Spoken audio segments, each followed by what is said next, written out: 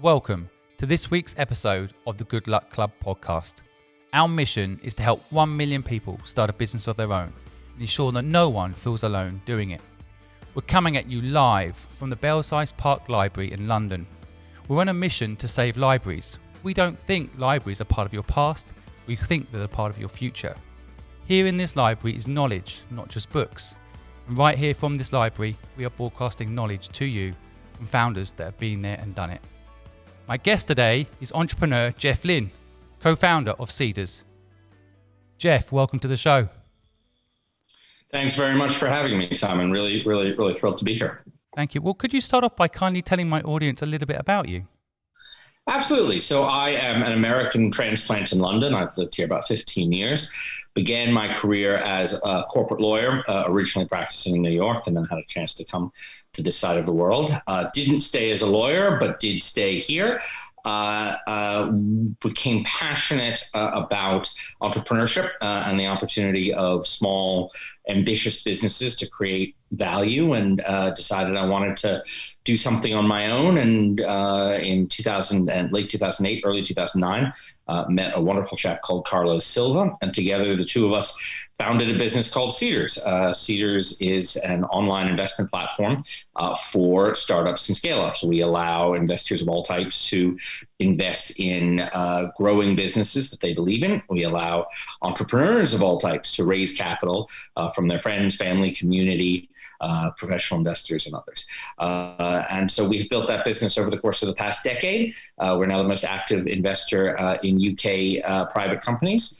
And today, having led the business as CEO for its first 8 years, I hired a proper CEO after a while, and today I'm the executive chairman of the business. It's interesting you say proper CEO. I know what you mean. It's an interesting tip right there. Sometimes you can get the business from 0 to 1, but take it 1 to 10. Sometimes it's worth hiring people that know what they're doing.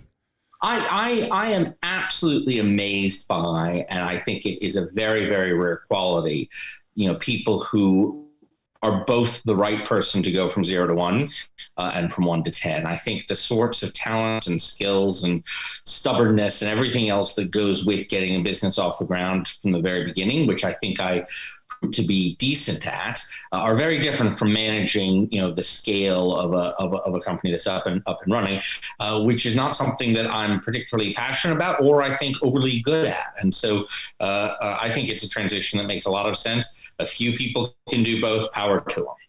Yeah, I couldn't agree. I think it's a really interesting, couldn't agree more. There's such an interesting point here I want my listeners to pick up off straight off the bat, that sometimes, you hear the story that you should be the leader forever, but I've seen plenty of people that are trying to be that next stage leader and not enjoying the business anymore, not having fun doing it, and not doing the business any justice either. So recognizing that in yourself and saying, hey, I'm going to let someone smarter than me do it, or better than me at this stage to do it, is actually really hard, but really smart. And the big advantage to recognizing it yourself, as I think I did, is that it gives you the opportunity, as it did me, to stay involved in a capacity that made sense for me. I mean, if you wait as a CEO until everyone else realizes you're not the right person for the role, you're probably going to be out. In my case, I said, look, I love this business. I love a lot that we really want to do in terms of strategic activity, sort of moonshot type opportunities, where where I think I can do a great work, and I'd love to stay involved in that. And because I sort of led the process, I was able to carve out a role for myself that I've really enjoyed. So there's a selfish value aspect in addition to wanting to see the business succeed. There's a very short-term selfish aspect to making that move earlier rather or jumping before you get pushed, so to speak. Yeah, and I think there's another element of what you're describing there that's really interesting, I think, for people to pick up on too, which is that sometimes it is a good idea, if you love the business more than you love yourself being successful, your own image. If you love the business more, it's sometimes much better to step back and let that business succeed. I feel that people sometimes try to hold on to the power. I've seen that, and they think that they should hold on to the power, or even they feel responsible to hold on, as if they should be the one holding on to the power. But you can kill a business doing that. And to your point, right? You should let Exactly. it go. Ultimately, what matters at the end of the day is that the business is successful. And if you, either, whether you did it yourself or whether you brought in the right people to do it, really that no one really remembers or cares. What they care about is the success of the business in the long run. Well said. Totally right. And you can always give yourself a fancy title as chairman or executive chairman and move yourself to where you can be useful, I guess. Exactly. Right? Yeah, totally. Precisely. So tell my audience, how do you go from a corporate lawyer to becoming the owner and guy that started this successful company? What happened? How did it happen? What was the process? Yeah, so I think what really the way it really started was that I was practicing law, doing very large M&A deals, largely sort of being one of member of large deal teams with big banks taking over other big banks and everybody destroying a whole bunch of value in the process. And at an intellectual level, I really liked it. I mean, there are some people I think who go into law and really dislike all aspects of it. That wasn't me. I actually, there's much about being a lawyer that I liked, but at the end of the day, I was in my late 20s and I thought about, what do I want my career to look like? What do I want, to look back on someday when I retire? And this, wasn't it. And at the same time, one of the things that happens when you're a young lawyer is that your friends who are doing startups or running small businesses pester you for free legal advice. And so I, started very, very peripherally, talking with a few old friends and hearing about some of the businesses they were working on. And I thought to myself, this is exciting. Like these people have got nothing and they're building something out of it. And this is not only, I think, something that looks really interesting to be doing, this being sort of starting businesses, but also I think this is where really interesting value creation is going to come from. Like, businesses I'm working for and representing are these great august institutions, but they've run out of ideas. Then they're not actually in the 21st century the kind of nimble, lean, creative, innovative businesses that the market needs. And some of these other businesses I was seeing, my friends trying to work on really work. So I said, you know what, this is what I want to do. I want to do this. I don't know how. I don't know what the path is going to be, but I want to do this. And I figured that the sort of quickest, sort of soft landing way to do it was to go off and do an MBA. And I think there's a lot of disparagement of business school and MBAs among the entrepreneurial community, and to some degree with good reason. I don't think your sort of classic MBA who's taken every sort of technical finance class literally and then tries to use that to start a business is often very successful, because building a business is much more about a level of it is also largely about street smarts and a certain level of practicality. But for me, it was perfect. For me, it was exactly what I needed, because it gave me an opportunity both to round out my understanding of the business landscape, to learn at least a little bit, so I could sort of talk the talk, and to a limited degree walk the walk in disciplines like marketing and operations that I hadn't had any exposure to before. And it also gave me the space to think about what did I want to do and meet the kinds of people who also wanted to be doing these things. And so that was where I met my co-founder, and we started working on this as a project, as a business school project. We had a class. Where, for credit, we were able to, we had to design a business plan. So we started working on this, and one thing led to another. And one day, Carlos and I looked at each other and said, "This thing works. Should we do it?" I'm like, all right, let's do it. And that was how it all came to be. It's a wonderful story, and I love it for so many reasons. I think one of the reasons I do this podcast show is because I'm quite opinionated about things, and I stand on a soapbox and I do say things like, don't do an MBA, go start a business of your own. And what I love is to have guests on like you, and what you highlight in your story is there's plenty of different ways to get where you want to go depending on what works for you. So I might have an opinion that MBAs aren't the right thing to do, but that doesn't mean I'm right. And I think your story highlights that there are plenty of benefits to going around it the way you've done it. You met your co-founder there, you rounded out your skills to your point.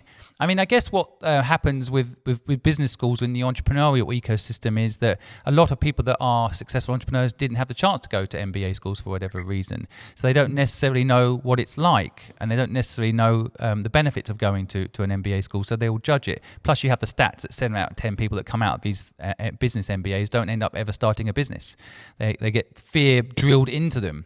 But if you can go into it in the way you're talking about it and use it as a learning curve, and then have an idea within that brainstorming ecosystem, wow, it's a great way to start a business. It's a fantastic story, Jeff. Thanks for sharing it. I don't know if you think people should today, if people are sitting listening, do you think people should go to university, or if they're sitting there thinking, should I start a business from home or should I sign up to university? Because the sign up to universities right now has gone through the roof since COVID's hit the world. People scared they can't get a job, so they're going back into education. But what do you think? Do you think that is the right route, even with your experience? I have probably a slightly traditional and maybe, in some ways old-fashioned view on this, and again, exactly as you say, there's no one piece of advice that's right for everyone, and by all means there are going to be lots and lots of exceptions. But I do think that a university education, undergraduate education, and a few years working in some form of more traditional establishment are useful. You don't want to spend so long working in a big old company that you go native by any means. But there is a lot of value, I think, in many of the things that are required in building a business to have at least had that level of exposure. And actually, I would probably say the working in a traditional company is probably the more important of the two. Usually the way you get to that point is via university. I don't know that university is necessarily in and of itself as important, but I do think that seeing a bit about how the professional world works, seeing very simple things like how to handle business phone calls and business meetings and a number of things like that, actually, it's stuff that's very hard to teach. It's very useful to have it. It gives you an immediate leg up when you do then start a business or join a startup. So I'm a big fan of the sort of traditional, go to university, have a couple of years of a more traditional type of role. And then, if you do it sort of efficiently, out of university by 21, 2-3 years, I mean, you're still young. You should still be, very much at your prime at the point at which you're looking to start something, but you've had that little bit of extra experience under your belt. That's my personal take. And I like it. I mean, again, a lot of the time, personally, I say to people, you get most experience in business by going out there and starting a business or working with people that are starting businesses. But I totally agree with go start a job, for example, and what you can do, and I think maybe you had this, was you can find out what you don't like by doing something like that. If you went and became a corporate lawyer and loved it, then great, you go become a corporate lawyer. You liked it, but it's not quite what you want to do, but you know that now. You scratched that itch, right? It's kind of that, then you can go off and do your own thing and not always wonder, what if I just become a corporate lawyer and done that route? You've been there, you've done that. No, that's exactly right. I mean, I think in life generally, I'm a big believer in having many experiences as you can. I mean, I think the notion that we are defined as one type of professional or another, one type of person or another, is itself kind of old-fashioned. I think, I'm very proud of the fact that I spent, my 20s doing sort of the traditional law route. I spent my 30s and early 40s, building Seedrs. We're going to be merging soon, which we can talk about, and I'll see what then comes next for me as my 40s go on, and maybe something completely different in my 50s. I mean, I don't necessarily think that we have to be the same thing, at all aspects of our lives and career. I couldn't agree more. I mean, we're living longer and longer, and hopefully COVID won't change that. We do have the ability to have 4 or 5 different careers, don't we? I think, exactly. And it's exciting. It's not. There's so many great things to do. Why not get to do it? Try a bunch of different things as you go. Yeah. Plus, the world changes so fast. So it's you can be a truck driver today and then running your own crowdfunding company tomorrow, right? I mean, there's really no limits. I mean, just talk us through going back to that moment with you and Carla sitting there realizing you had something. A lot of my listeners don't understand the first 5 steps. Talk us through your first 5 or 6 steps. What happened next? Well, we didn't know what we were doing. I mean, it was easy enough in an academic context to sort of be writing a business plan. That's teachable. That's something, there are templates for. But then when it becomes, okay, crap, we got to do this. What do we do now? And we bumbled around a little bit, but, what we ultimately, sort of focused in on was a combination. I'm trying to think if I don't know if this will add up to 5, but a combination of at least 3 things. One was that we needed to figure out a way to get something that resembled a product together. We could write all the business plans we wanted, talk theoretically all we wanted about, and that was all going to be going on in the background. But we needed to build something, even if it was just a very basic version of what would become the platform. Not because it necessarily did anything. And in our case, as I'll explain in a moment, we couldn't kind of go down a lean startup route of release and iterate, release and iterate, because there was a regulatory overlay. But what we could do at least was sort of show the world that we were serious and show the world that there was a thing. And so we sought to begin building and did in those first few months, building a very, very basic sort of alpha version, pre-alpha version of the platform. That was one thing. Second thing for us, this is a fintech specific thing or specific to a few sectors, was regulation. Well, we understood that one of the things we would need to do was get regulated by the financial regulator here in the UK. And so beginning that process, trying to understand what was involved, trying to bring in the right advisors to be able to do that was key. And then the third, which powered both of the first two and made it all possible, was trying to raise some money. And that first, I will tell you, I mean, we have raised now since we launched Seedrs, or since we began the business, we've raised 30 million pounds of equity. And I can tell you the last 25 was a heck of a lot easier than the first 5, and the hardest was probably the first 50 grand. We were so early, we had nothing to show. And we tried talking to people, everybody, even people who say, great idea, we love it. Come back when you built something, come back when you're regulated. And, we'll do something. How are we going to be able to do that? So, in the end, we got lucky. And the luck was that Carlos's landlord in Oxford, we were up at a business school in Oxford, and Carlos was renting a flat, and his landlord was a former tech executive who'd had a meaningful exit about 10 years before and had become an angel investor. And Carlos started talking to him, at the flat one day about what we were working on, and he was interested, wanted to learn more, met with us, and over time and over a lot of meetings and persuasion, we got him to invest. And it was not a huge investment. It was not a whole lot of money.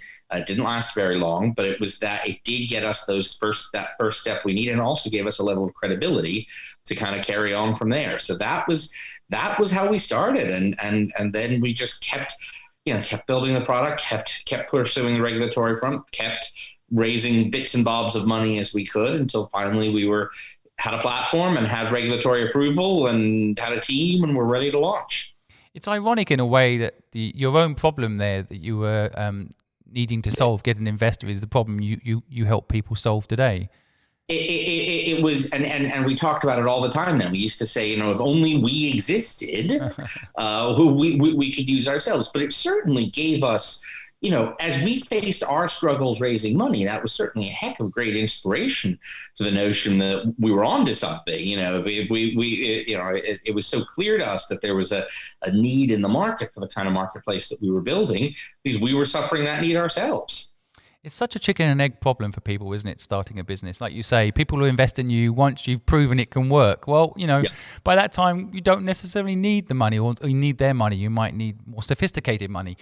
So it's very frustrating, isn't it, for people starting businesses, this whole, especially the early stages. As you say, the first 50K is the hardest. Couldn't agree more. Exactly. The other point you mentioned there that I want the audience to pick up on is an experience I've had. I can relate to it. I actually started a crowdfunding site in Asia, in Hong Kong, called Investable. And I didn't know you guys when I started it. It was in 2010, so you'd already started, but I didn't know you guys at that point. And I made the big mistake of not getting regulatory approval. And I was a typical entrepreneur that thought, I'll fight the system. The system's wrong. These regulations shouldn't be in place. I'm just introducing someone I know to someone I know. And, what's the big deal? And that arrogance cost me that platform because we got shut down. And so I think that you're highlighting something here that a lot of people should also pick up on. Yes, being a rebel and breaking the rules and the Elon Musk model of, break all those, the Uber model even, the kind of original statements of like, well, we know people need this, so we're going to do it regardless of regulation. But I think you're highlighting something very important for people to pick up on, which is you will probably still be around if you work side by side with both the innovation piece as well as following regulation, right? Yeah, absolutely. And the two aren't mutually exclusive. I mean, I think we have been quite innovative from a regulatory perspective. I mean, certainly, the model, I won't bore everybody with the details of the process we went through. But a big part of what we were doing was we sat down and said, look, the thing that we're trying to do hasn't actually been done before in the UK. And there isn't, we're not going to get a lawyer to tell us, yes, it's all completely okay.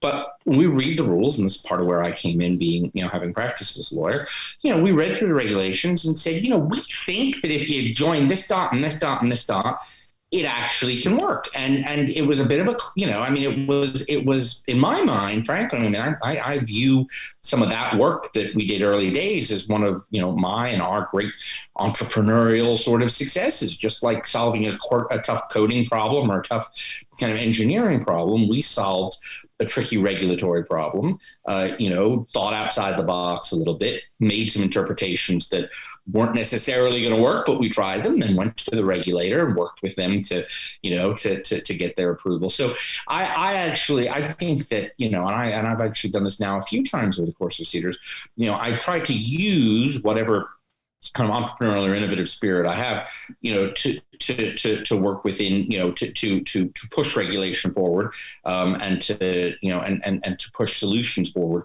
under regulation, in some cases to get it to change. So I think the two can go together very handily, actually. I completely agree. In fact, it can give you a competitive advantage if you think this way too, because a lot of people do think innovation means breaking the rules. But if you can help the people that set the rules reset those rules and come along with you for the ride instead of trying to make them either look foolish or completely destroy their system, you can win. I think your insight's brilliant, Jeff, for people out there. It's very important. And again, this gets a little sort of lawyerly, I guess, but it's very important to think about, why the regulations are there and what, and what purpose they serve. I mean, I think if you look by contrast at something like Uber, you can certainly make the argument, as Travis did, that the huge regulation around taxis was essentially just a closed shop unionist, not unionized, but sort of cartelized monopoly. Kind of thing by the taxis. And so from a customer perspective, you were really trying to open the door. Financial regulations a little different. I mean, it's not to say, a lot of bad financial regulations out there, but the principle of it, if you get it right, is actually to encourage investors to come to the market. And, if you operate in a complete Wild West, that's great. You're not having to deal with regulation, but at the same time, it's very difficult to get investors to want to deal with you and trust you. So, I think in areas like that, I've always been a big proponent of, regulation if it ultimately helps grow my business. Yeah. Well, I'm a liberal. I don't, I don't think that rules are necessarily good. However, I do think certain rules are needed in place, certainly from a financial perspective. If we don't want people conned or ripped off, and and that can give the whole industry that could be good for the world a bad name if those people come in and play that game. So I agree with you. Regulation can be a positive thing, and working alongside it or working with the people that create their regulation to make it better is a really smart way to operate. So just stepping back, you come up with this idea. You and Carlos go away. You kind of raise that first bit of money. You get the MVP going. Did you outsource the MVP production? How did you handle the tech side of the business? A lot of people ask us this question: how would they get that going? The very first. Oh, sorry. The very first bit was outsourced, and actually, that angel investor who invested that first little bit in us, one of the conditions of his investment was that we use his son's software development firm to do some of the initial development work. His son is actually a very talented developer and has gone on a very successful entrepreneur in his own right. But at the time, he was just starting out doing development. So we used him at first, but pretty quickly, and as soon as we got our next little batch of money, we began doing it in-house. I think it is very difficult. I mean, I'm not a technologist myself, so I can't speak to this in technical terms, but in sort of business building terms, I think it's very difficult to outsource that kind of part of a build process. I think once you're up and running and all your specs and what you need, and you can do a sort of classic kind of waterfall sort of approach to development, then I think there are a lot of options. But ultimately, we were having to build the code as we figured out what we were trying to do as a business. It was all kind of together. And so ultimately Carlos wound up hiring a couple of developers who did the main initial build. And we were very fortunate to have been able to get them. And that was key to the process. Again, a lot of people ask, I mean, this seems to be three routes, doesn't there? You kind of, you hire someone to do the work for you. You are the person that does the work, or your co-founder is the person to do the work. Often it's not even, you shouldn't just hire someone, but it sounds like it worked for you guys. I mean, is that I mean, in our case, I mean, Carlos came from an IT, particularly sort of information security background, and understood the technology very well, but he wasn't really a web developer by training. And he said, I could do some of this myself if needed, but I think we will get a better product out of somebody who actually does web development for their living and understands how to code in Ruby and all of that. So I think it made a lot of sense. I think the key point though is having them inside the business, in their day-to-day, in the small room you're working in, hearing all the business discussions, engaging directly. The bit that I don't think tends to work at that stage is, although from a price perspective, it may seem appealing, but just sort of shipping it off to a remote office in Bulgaria or something. Now, who knows? I don't know. Now that we're all moving to remote working, maybe it matters less. But back then, certainly having everybody in the same place was the key. Yeah, because you're partly talking about culture there, I think, as well. It's like the speed Absolutely. in which you're solving the problem that's important, and you're in it together and solving the problems that come up as you're coding together. So the remote thing, I mean, you can remote work, but I think culture has to be aligned, and you do need to have that, on the same page as far as what you're trying to achieve is concerned. So I know what you mean. I mean, I see a lot of people trying to build businesses and they're outsourcing it. Again, no disrespect to markets like India, but they're outsourcing it to markets that are often just production houses. And they get stuck because they get in a queue. And there are times in a business's growth when that's what you do need is just a production house. Not the early stages, though. The early stages, this is the build is as an essential part of the business as anything else, and everything's got to work together. So, Jeff, just talking a little bit about your background. I always wonder, so you become a corporate lawyer. You have this brilliant idea. You and Carlos start to make it happen. You said earlier that you knew that this wasn't what you were meant to be, a corporate lawyer. You enjoyed it, but you enjoyed the intellectual challenge of it, but it wasn't what you were meant to be. I think a lot of people don't have that feeling, so it sounds like you were lucky. But where did that feeling come from? Were your parents entrepreneurs? How did it come about? I come from an entrepreneurial family. I mean, my family is a sort of prototypical immigrant immigrant family into America from generations before. My great grandparents all came from Eastern Europe around the turn of the century. Largely, that didn't no education, very little in the way of formal opportunities available to them. Started businesses, some of which were quite successful, some of which were smaller. My grandfather always remembered as a child one of the smaller businesses was that his parents ran a little boarding house in a town outside of Detroit. And, my grandfather and his 6 sisters and brothers were, always chipped in, helping around the boarding house. A couple other businesses that got a little bit bigger. But that part of my, I grew up very conscious of that sort of, of the kind of immigrant's mentality of, finding your own way, building something on your own, being, using cleverness and creativeness and hard work to create value. And that has always sort of, I think, sat very deeply in my family story. So although the members of my family, both my grandfathers and my father actually took more traditional types of, professional roles, it was never very far from the dinner table conversation. And I think I always sort of felt some urge to build something really cool, even as a child. Did you have any peer pressure when you said, I'm going to quit being a corporate lawyer and go and do this business? What was the reaction to your ecosystem like? Well, it's funny. I remember there were 2 people who really challenged me on it, and who said, are you sure this is what you want to do? This is a great idea. And both of them were over 85 years old. One was my grandmother, and one was an old friend and mentor, who, and at that stage in life, you can understand, nervousness around leaving something secure and taking risks. But actually, I think among pretty much everybody sort of, younger than that, who I talked to, I think there was a lot of support for it. I think there were a couple of factors. One was that I think that people understood that building business can be a very lucrative opportunity, and it's not as if staying as a lawyer is without risk. It's not as if there's anything, it's very hard to make partner. It's got to work very, a lot of things can go wrong there. So nothing you do in life is risk free. So I think there's partially a recognition of that.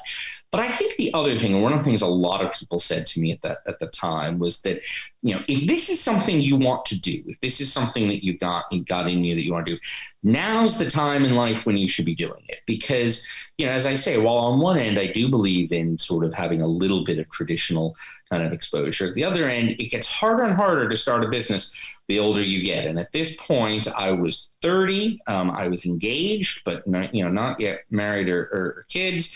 I had a very supportive fiance, now wife, no mortgage, none of the kind of obligations. And I think what a lot of people saw, including my parents and others, was that, this was, I could take the risk now because, what happens if things go wrong? Well, we figure out a way to sort of make do. My wife and I, there's no big obligation.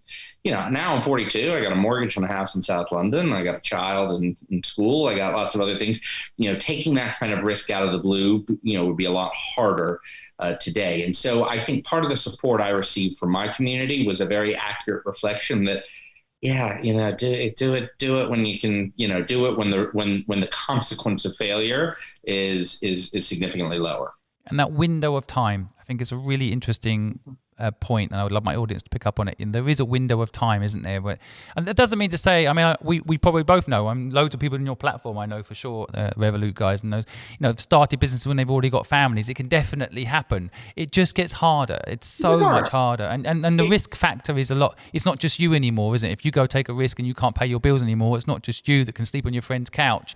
It's you, your child, and your wife that's going to sleep on a friend's couch, which is definitely not as easy. Exactly. That's exactly it. It can absolutely be done. And look, I do, I'm a big believer in starting businesses as you get older as well. I doubt, hopefully I doubt Seedrs is the only company I will start in my life. And whatever the next one I do some days, clearly I'm going to be a lot older than I was when I did Seedrs. So I think there are ways to do it, but particularly for a first business, particularly when you first kind of throw your hat in the ring.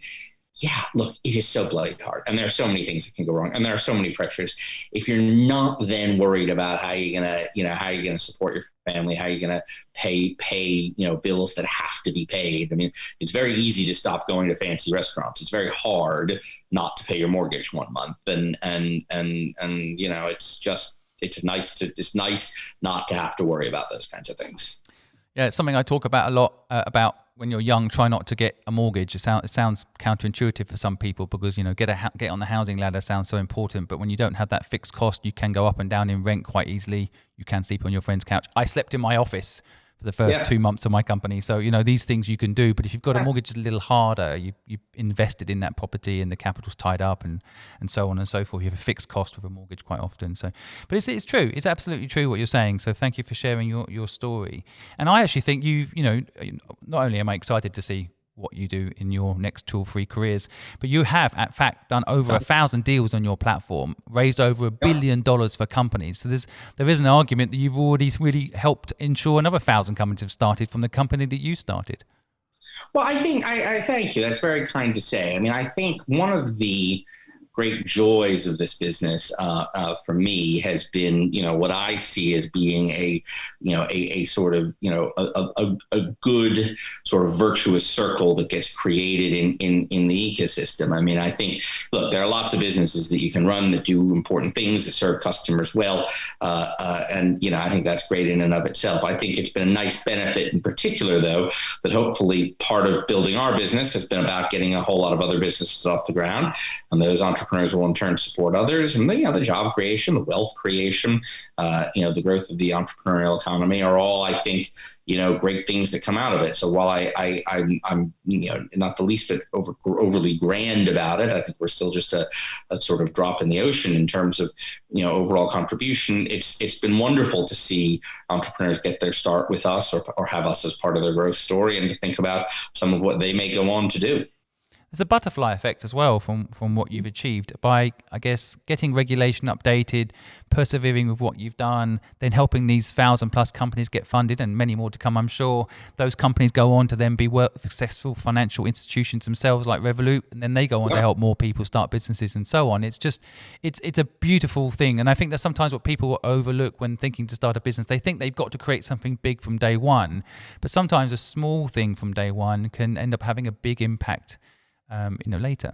Yeah, look, absolutely. And I think, I'd be the very first to say that, while I'm thrilled with what we have achieved as a business today and hopefully will achieve going forward, in early days, we sort of thought it would all happen overnight and that we'd either be a huge success or an abysmal failure within a matter of months. And the reality is that, through perseverance and hard work and some stubbornness and some luck, we've sort of gradually built over the course of the past decade. And, you stop and pause and turn around now and you say, hey, wait, we actually did a whole lot. But there were times when it felt like it was all moving quite slowly.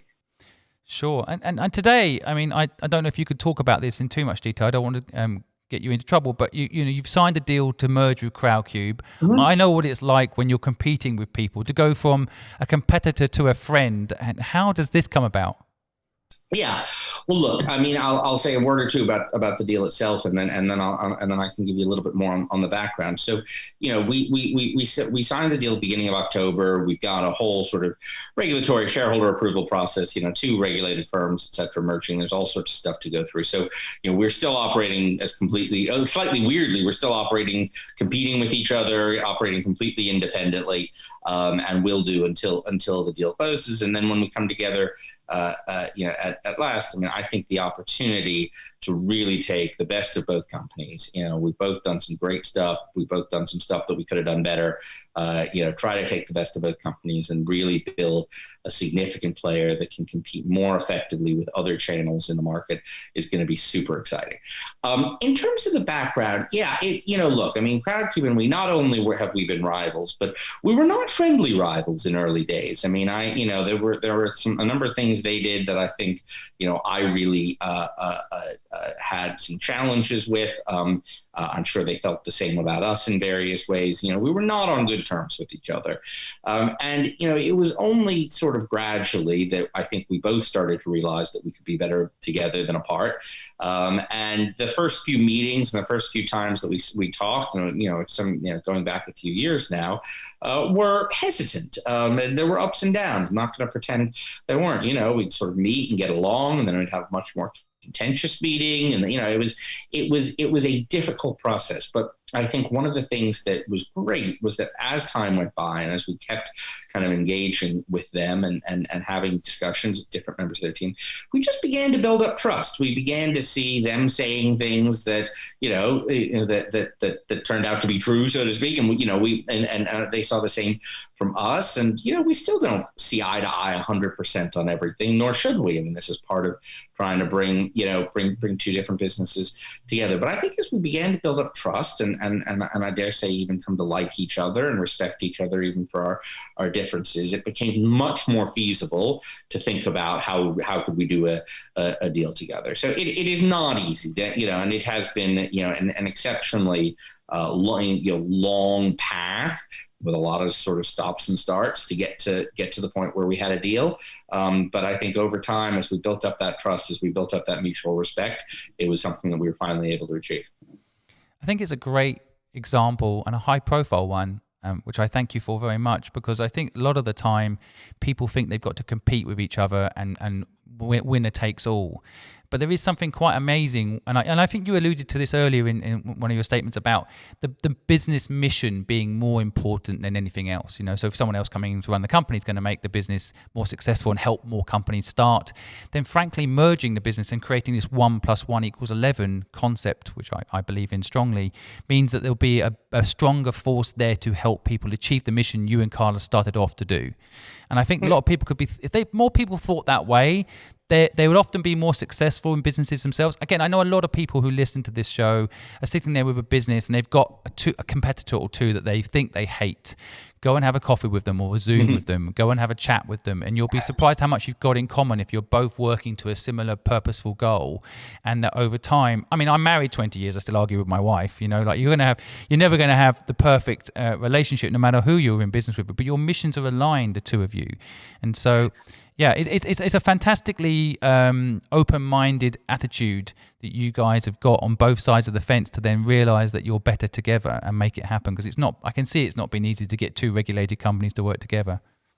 Well, and I think, look, I would be the first to say that I think it's, part of it, in addition to getting to know each other and work together, part of it was a sort of level of realism, in the sense that I think, I'd be the first to say that, we would have loved it if we'd been the only ones in the market and had sort of, been able to sort of take the lead entirely ourselves, and, all the talent and all the Crowdcube people brought, maybe hire them, but, not have a separate company to be competing with. I'm sure they feel that they would have loved the exact same thing, or the reverse. But eventually you sort of just come to a realization that, it isn't going to happen. We've both built really, pretty good, interesting businesses that have a lot of support behind us.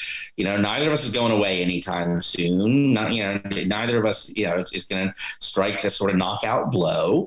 And that's not really what we should be doing necessarily. I mean, this all came together the way it did. And so now, and, we should be thinking about the big picture. We should be thinking about how do we make this thing as successful as it can be. And that's doing it together. So, I think, it's obviously, we're all competitors, or, naturally, I think entrepreneurs are competitive people. We like to win. We like to be the only ones, but, and that's good. And we should have that spirit, but you also have to take the moment when it says, you know what, now's the time to stop focusing on it that way and start focusing on how can you do things jointly. And I just saw an advert for Burger King. I don't like Burger King personally. I'm not endorsing it in this podcast. It's not sponsored by Burger King. But I saw an advert where they were basically saying, hey, folks, go buy from McDonald's, go buy from Five Guys, basically keep business alive, because we employ thousands of people. Yeah. We don't mind if you buy from them. We want to keep people in employment. That bigger picture thing is really interesting when it comes to competition. And knowing when to park the competitive nature and just shake hands at the end of the tennis match and so on. So yeah, exactly right. No, exactly right. I really love it. Well, so tell us how you got the business up and running. It's working. Tell us. You mentioned your lucky moment there with your investor, but when did you know this was a business that was going to work? When was that kind of eureka, we're right moment? There were probably a couple of different ones as we went along. If I'm brutally honest, I don't think there was any sort of one single moment that just said this is it. But we had a couple of kind of exciting things. I think one was maybe 2 or 3 months after we launched. I was, as I always was then, sort of obsessively looking in the back end of the platform and looking at numbers. You know, those any £100 investment that came through, we're seeing something happen. But I started all of a sudden to see a whole bunch of users signing up one day, far more than we would get normally in a day at that point. And in tracing it, I realized that they were all coming from a single referral. I think we had a referral box, where do you hear about us? And they were all basically saying this. We had a campaign that was getting ready, and the entrepreneur behind that campaign had gone and reached out to his community. He moderated a particular sort of forum of some sort, and he went out and reached out to them and said, look, I want you guys to sign up to Seedrs so that as soon as we go live, you're ready to invest. And nowadays that's actually a key part of crowdfunding, is people driving their communities to invest in them. But we hadn't thought about it quite like that at that point. And when we realized it, we realized how powerful it was. So wait a minute. One side of our market is doing the work to get the other side of our market onto the platform. That's awesome. And that really was a very exciting moment. We began from there to really focus on having businesses, drive their communities, tap into their communities, tap into their customer bases, as a source of funding. And that became a really important bit.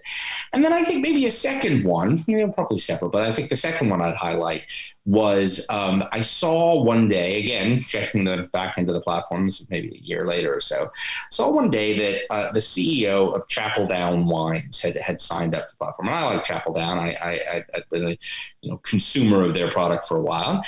I saw it. I assumed he was just signing up as an investor, but I pinged him anyway. And I just said, hey, I love Chapel Down. Great to see you on here. And he came back to me and explained that actually he was interested in potentially crowdfunding for Chapel Down. They're a public company. They've got lots of institutional capital. They got lots of opportunity around them. And never occurred to me that this could be a possibility. But then as we started talking, realized, realized that he is a consummate marketer and a fantastic sort of thinker in terms of how to spread his brand. And he realized that if he could use us to reach out and get investment from huge numbers of brand ambassadors, effectively, of fans and customers of the brand, that this could be good for his business. And we developed a great relationship with him. He's a great guy. I'm speaking with him tomorrow, actually. And he is, he had a very successful campaign. But it also got us really thinking, wait a minute, that was the moment where we said, wait a minute, this isn't just, we called ourselves Seedrs because we kind of thought this was just going to be, this was really about seed stage capital. This was just going to be about sort of earlier stage companies. Then when we saw that, we said, wait a minute, this has an opportunity for a whole bunch of different type of companies. And that was really exciting as well. Again, your insights, Jeff, are just mind-blowingly good to me. As someone that's been through the whole process and seen it, what you're describing, it's just so interesting. I think one of the things I want the audience to pick up on here is, you can start a business with one particular idea, and that idea doesn't necessarily change, but it can evolve based on the market feedback that you're getting. So many people try to plan everything out from day one. It doesn't matter how brilliant you are, and Jeff, you're clearly brilliant. You still don't know until you put it out in the world where the tipping point's really going to come from, right? And so that story, those 2 points you've highlighted there, it was always there in the business, but you didn't imagine that a wealthy, successful company would necessarily want to raise money on your system. But why wouldn't they? Because they can create loyal customers that own a part of the brand. It makes total sense to us now in hindsight, right? And so, brilliant. I think in the discipline of entrepreneurship and starting businesses, that's all part of what's called, product market fit and the process for seeking it. But, product market fit is one of those things that's very easy to describe in the abstract or in retrospect. But when you're actually in it, in the middle of it, it's not the kind of thing that's all that, it's difficult to go out and search actively, but things happen and you get particular insights like that. And all of a sudden you realize, aha, so this thing works well for this market in this way. And, it's a fun experience when that happens. Yeah, and it's you just got to be eyes wide open and listening carefully, like you just discussed about how you went into the system and you saw this person, and you then it almost dawns on you, why you wonder why this person's on there. You think they're looking to invest, so you inquire because it seems interesting, and then pop, that brilliant, frankly, $1 billion element to your business suddenly kicks into play, right? It's like, oh, okay. Precisely right. It's brilliant, Jeff. It's really, really interesting, and thanks for taking the time to share that with us. I think it's really for the audience to pick up on. You should just start your business, I think, is the takeaway I have. You've got a basic idea, go, and then listen carefully as you develop it to evolve it. You plan as best as you can. I mean, I always loved, there's the old military adage that no battle plan survives first contact with the enemy. And the corollary to that, which I certainly did not make up myself, but heard from someone early on, is no business plan survives its first contact with the market. You do have to have a plan. It makes sense to have a plan, but you have to be ready to evolve very quickly. Yeah, so true. Absolutely true. Yeah. And so going forward, what does success mean for Jeff, and what does success mean for Seedrs in the future? Well, it's a great question. I mean, for me, I think I have always seen success as being a combination of enjoying what you do while creating value in the process. And the value bit, I think everybody would say, I mean, everyone defines value a bit differently. I mean, to me, it's a mix. I mean, the financial element is important. I would never pretend that it wasn't. I think making money is a great thing. And I want to make money for myself and for my shareholders, and doing so, while also creating something of value to others is even better. What better way, the way business and capitalism is meant to work is you build something that other people want and place a value on, and will pay you for it, and you will make money off of that. I mean, a lot of businesses, through various tricks in engineering may not quite meet that equation. I think it's quite simple. And so if I can create something that people want, that's good for small businesses, good for investors, and then it turns out to be good for me, I think that's fantastic. But at the same time, I've ever since I was a child, I really did have this focus on this idea that you should enjoy what you do for a living, if at all possible. And nobody's going to enjoy what they do every day, all day. That's impossible. But it is what we spend the vast majority of our waking hours doing. And I, people who take miserable jobs in order to, just sort of scrape by financially in the hopes that when they get to 70, they'll have a big pension pot and then can start enjoying life. Look, I understand everyone's got different needs for financial security, but it never seemed to me like a life I wanted to live. I want, and I find work interesting. I find many types of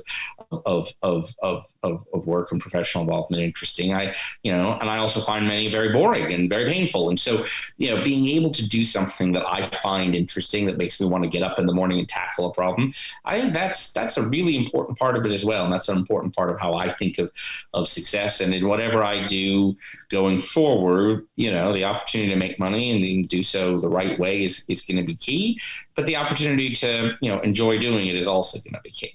So that's me personally. Obviously, the success the success of Seedrs and my own success are tied pretty closely together.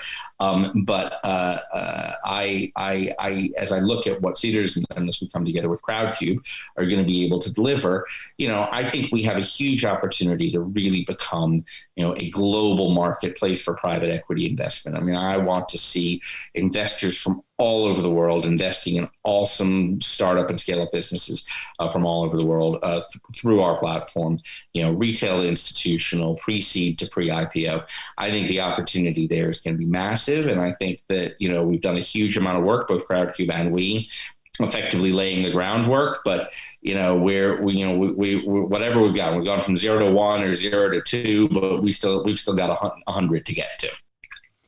It's a fascinating journey, and I could talk to you all day long. I'm conscious that you have to go back to your executive chairman role and all your various board roles, and you're busy. So I just close off with a few quick ones. Do you think entrepreneurs are born or bred?